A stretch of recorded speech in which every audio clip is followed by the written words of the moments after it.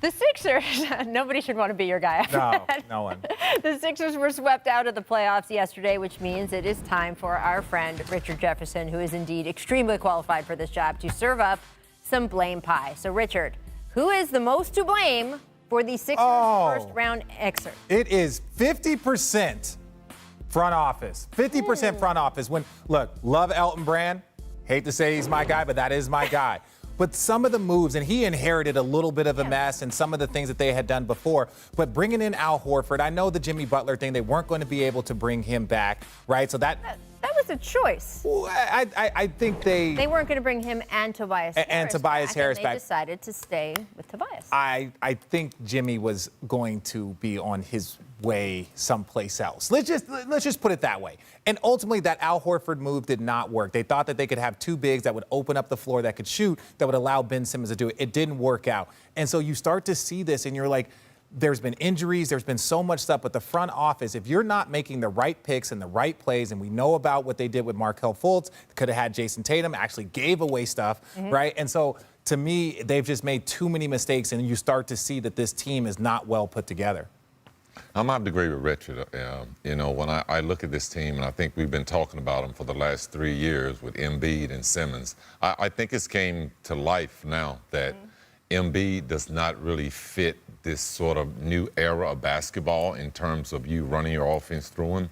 So hopefully they can see that. I think in terms of Ben Simmons is on the court this series, I don't think that they get swept. I think that this team can rally around a player like Ben Simmons when I don't see them rallying around Embiid style. Is Ben Simmons' health in your blame pie, or who else is next? That's it. 25% the health of the stars. It's hard to really see what a team is capable of doing if their best players aren't healthy. Could you imagine if we took AD off the Lakers right now? If you take a team's second best player off a team, it's going to look completely different, especially with the matchup that they had. But to me, I just look at Ben Simmons, and he's had the foot injury, he had the back injury, now he had the knee injury. We know about Joel Embiid's history of injury. So it's just like right now, if your guys aren't on the floor, you can't give the best product. Not very good continuity. There's just too many issues if your best players can't stay healthy. Yeah, so you trade them both? No, I just think... We'll get to that in a minute. I want to know who's in the last quarter of blame pie, and then I'm going to ask you for what to do next. So give me your last quarter, and then we're going to move. Scottie, you can have the floor after this. I'm going to say Brett Brown is the last piece. Now, he wasn't given a whole lot to work with as far as building a smooth team. But ultimately, when you look at their road record, they were one of the best teams in the NBA at home and one of the worst teams in the NBA on the road. That's just a lack of consistency. And this is a veteran team. This is a team with talented guys that should be able to at least play 500 on the road. They were struggling to win any games on the road. And so that doesn't surprise me that, you know, the way they're playing right now, or the way they just played, this was kind of like a neutral court that they weren't going to play well in this bubble come crunch time. All right, so Scottie, now I want to get to it. You have options, right? Fire Brett Brown and Elton Brand. Just get rid of Elton Brand, make some sort of trade that's either trading away Joel, Ben. You have everything in front of you. What would you do if you were running this team, or if you own this team? Well, I think you make it pretty simple. I think you brought in Al Horford. You paid him a lot of money.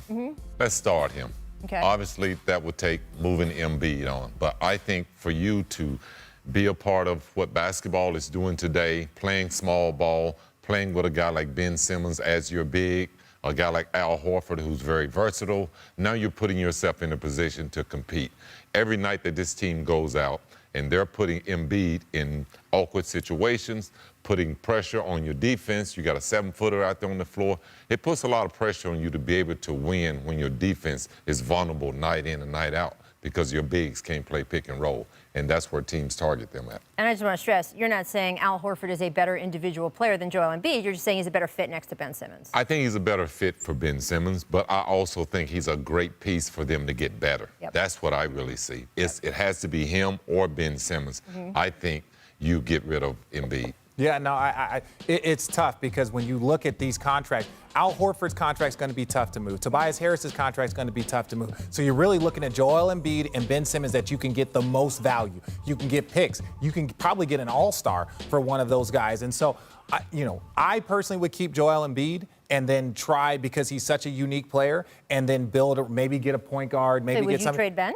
I would trade Ben. I would trade Ben. I don't think there's any right answer because neither of them can stay on the court for 75 games. So that makes it more difficult. But I would trade Ben and try and get pieces around Joel Embiid, just because it is harder to find a Joel Embiid than it is to find a Ben Simmons. Well, Ben Simmons is unique. I think in today's game, you don't need I know you don't. I know. You want you some Ben Simmons. I agree.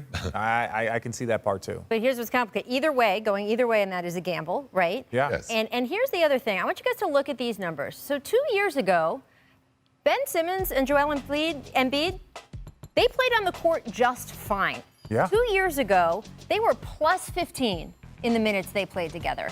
Last year, that got cut in half. This is all from a Tim Bontemp story today.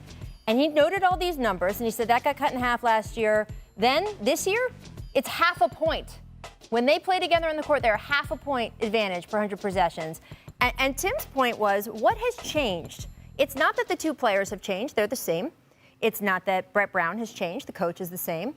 It's the players around them that have changed. The front office made some significant moves, taking shooters away from them. That's why they got Butler the left. biggest piece. Right? 50% to the front I office. would just say, and by the way, I think Elton Brand is one of the most well-liked guys around the league. But you look at the track record, and if you are going to do something as big as trading away Ben Simmons or Joel Embiid, I think you want to take a deep breath and really think about who is the person to do that and whether you actually need to do it at all, because those numbers are pretty striking. Thanks for watching ESPN on YouTube. For live streaming sports and premium content, subscribe to ESPN+.